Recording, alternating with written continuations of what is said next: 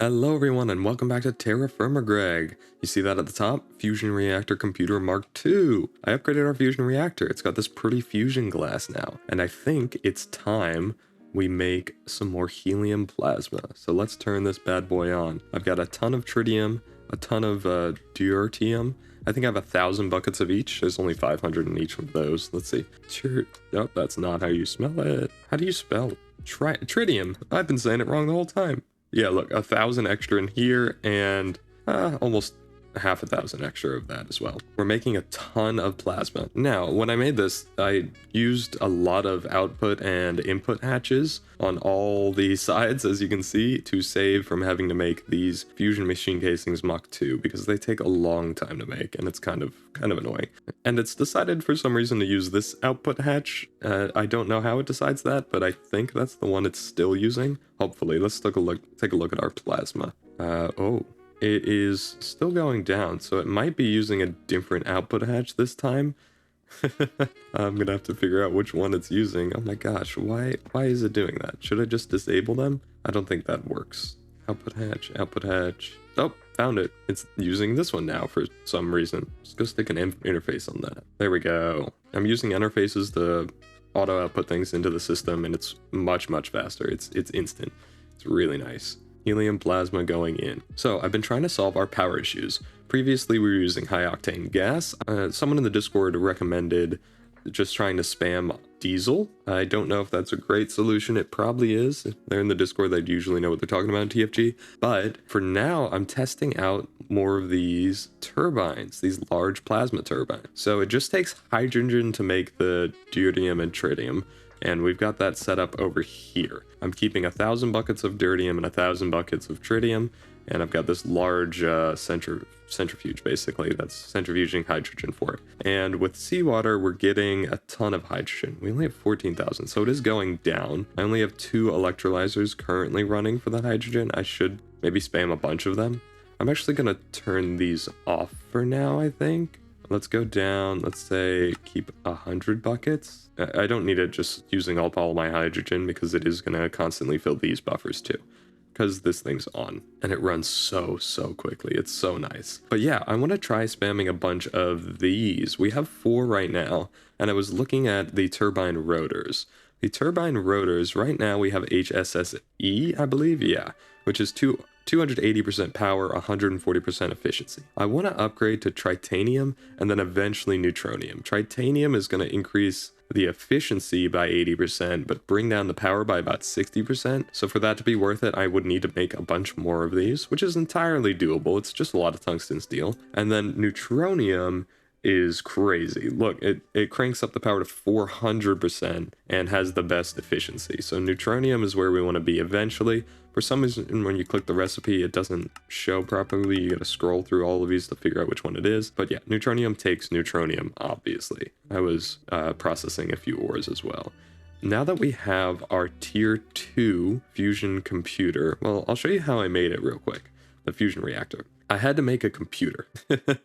So this is just a big research station. You know how we needed these data sticks to make the ZPM data bank and robot arms and pistons and all that? We needed data orbs to make the ZPM energy hatches, and this up here, this research station, is how you make these data orbs. Look, research station. So I built this. It's just a multi-block. It was pretty easy to build. It just took a while to make all the components. Actually, it was difficult to build, if I'm honest. It was very confusing trying to parse this.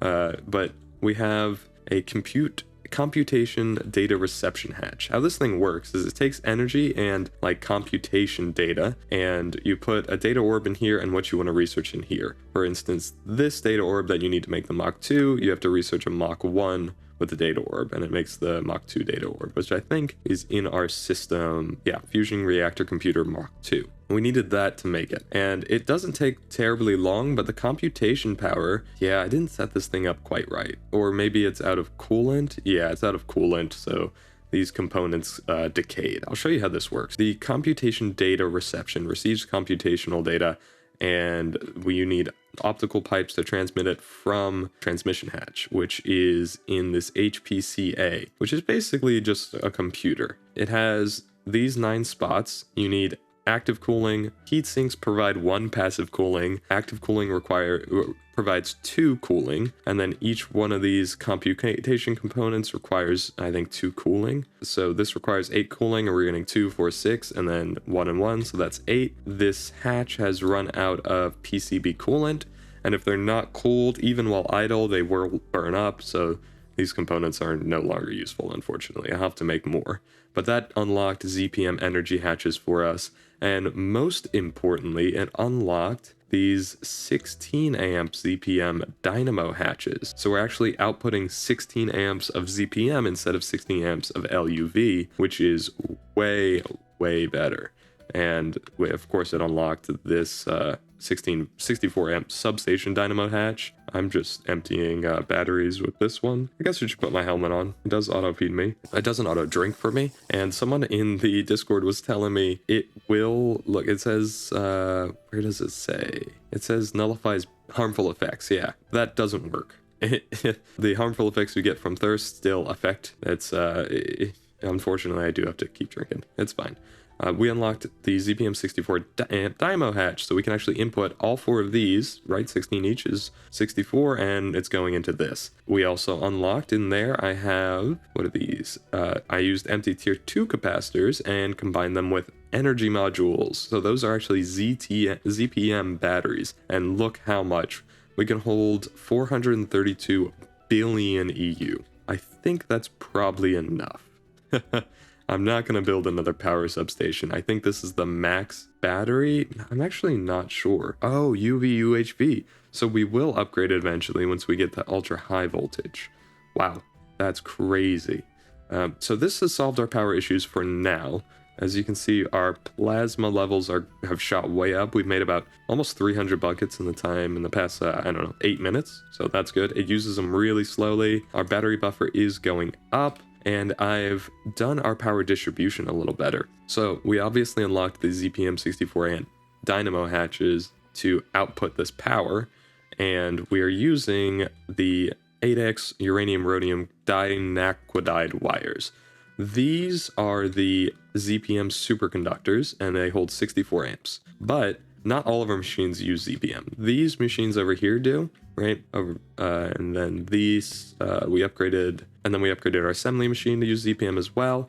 But then if we come down here, we are using a high voltage, high amp 4x transformer, and just transforming a couple amps of ZPM down and running LUV on all of these greenhouses over here. Now I don't have all of them turned on because that would use an insane amount of power, and I don't want to bother with that just yet. But we're doing a similar thing with our machines over here. Well, actually, I haven't converted these yet, it looks like. That's still using the LUV amp hatch. Here's an example. So we're running the ZPM and then just using a transformer, a normal transformer, and powering it with LUV.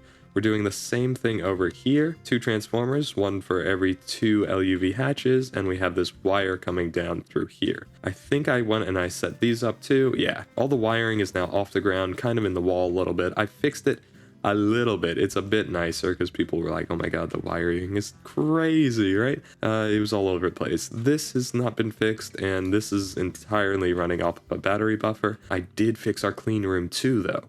Look, it's all pretty.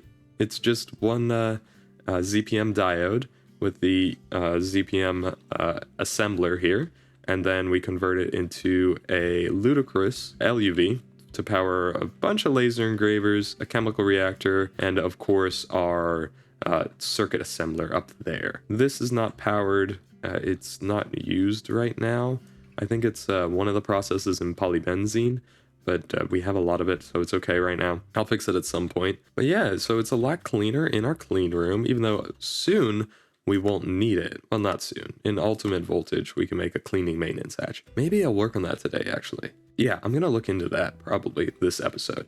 But look at these. We have colors. I went ahead and I automated all of these concretes. So if we come in here, I can request any color concrete I want. Well, not any color, any of these colors. The pink one I actually can't request.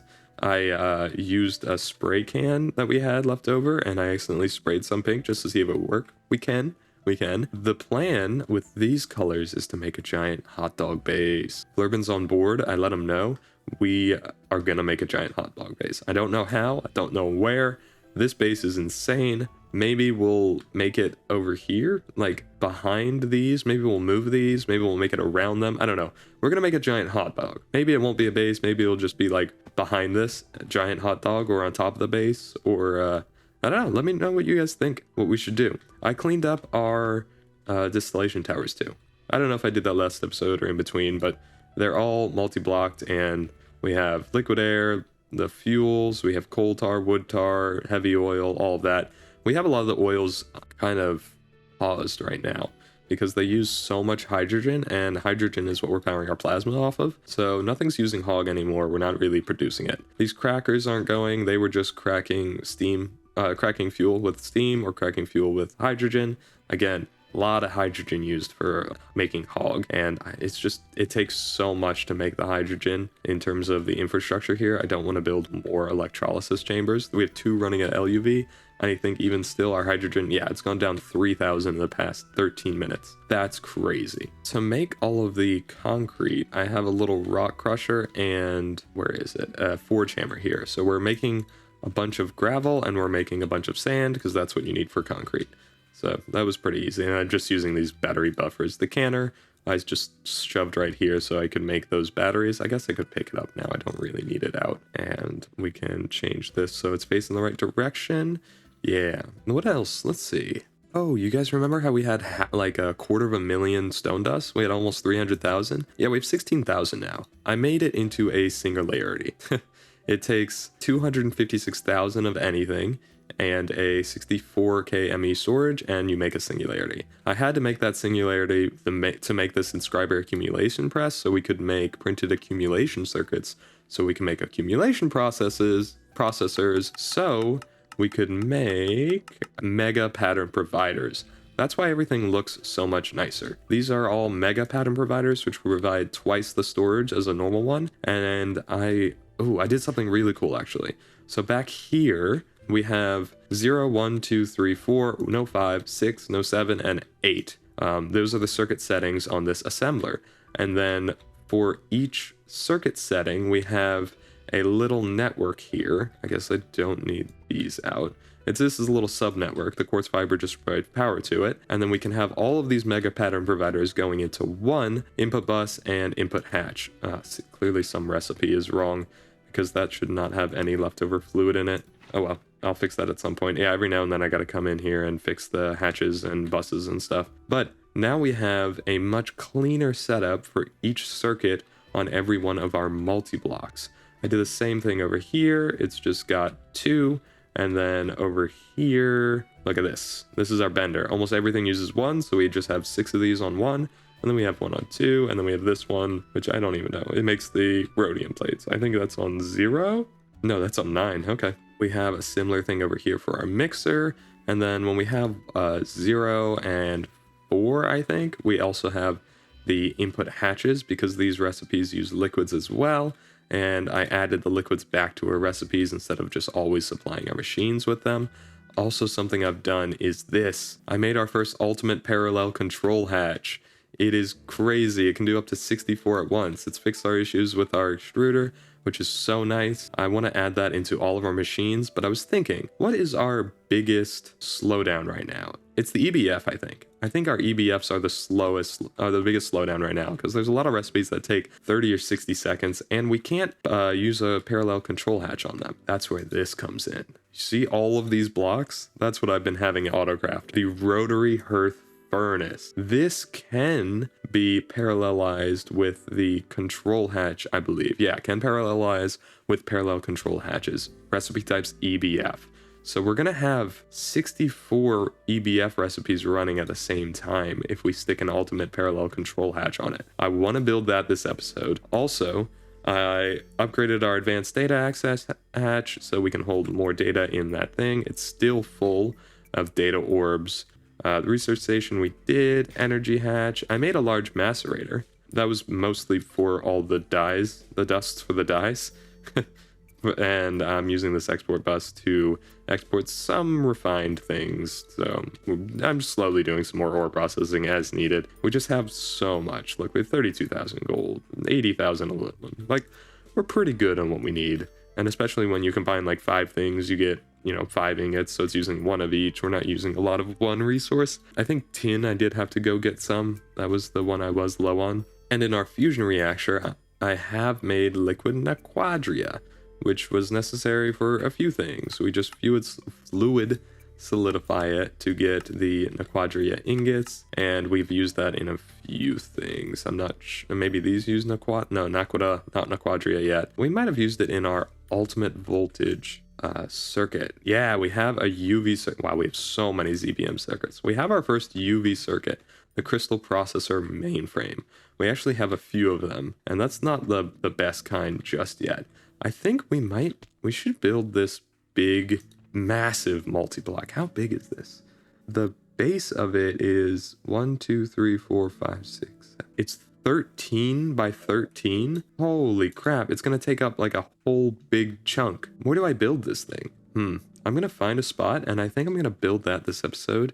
And then try and maybe make some, I don't know if this is even better. Like, the power is worse. It's just the efficiency is better. So I'm going to knock that out. I don't care about that tritanium. The quadria we've done. I have made a tiny bit of darmstanthium, which is ruthenium and arsenic vapor. Arsenic we're getting from electrolyzing cobaltite. That's how we have our arsenic. I think we're probably out of cobaltite because I used it. Yeah, and I used a lot of arsenic. So we're pretty much out on that. But we do have darmstanthium, which is a which is a ZPM, right here. Darmstanthium is the main material for UV hulls. Okay, so I'm going to need to make a lot more of that. And I'm going to need to get a lot more cobaltite probably. Let's build this. So I found a spot for it. It's over by our electrolyzers. It does fit pretty nicely. It just hangs over one on this side, but that's the back, so I don't care. And this is just the base.